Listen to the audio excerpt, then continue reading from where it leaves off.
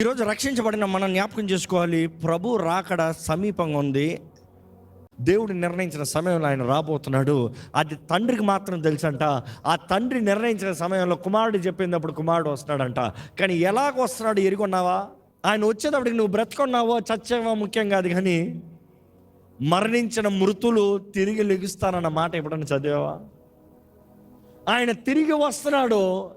ఇదిగో ఈ లోకంలో ఒక వ్యక్తి పాపము నిమిత్తమై మరణిస్తనే కానీ, అంటే క్రీస్తు కొరకు ఆయన సాక్షిగా మారుతనే కానీ, లేకపోతే క్రీస్తు అనుగ్రహించిన రక్షణ పొందుకుంటేనే కానీ ఒక వ్యక్తి విమోచించబడటానికి లేదు, క్రీస్తు నిబంధనలోకి వస్తానికి లేదు, ఒక నూతన సృష్టిగా మార్చబడటానికి లేదు, బ్రతుకు మార్చబడటానికి అవకాశం లేదు. ఈరోజు మిమ్మల్ని అడుగుతున్నాను, మీలో ఆత్మఫలం ఉందా? ఎందుకంటే ఆత్మఫలం అనేది దేవుడు అనుగ్రహించిన పరిశుద్ధాత్మ నీలో ఉన్నదప్పుడు ఆ పరిశుద్ధాత్మ మూలంగా నువ్వు ఫలించే ఫలము. ఆ పరిశుద్ధాత్ముడు నీలో ఉన్నదప్పుడు ఆ పరిశుద్ధాత్మ దూరంగా నీ బ్రతుకులో ఒక ఫలం ఉంటుందంట. ఆత్మ ఫలము నీలో ఉండాలన్నప్పుడు ఆత్మఫలం ఏమనగా ఒకసారి చెప్తారా?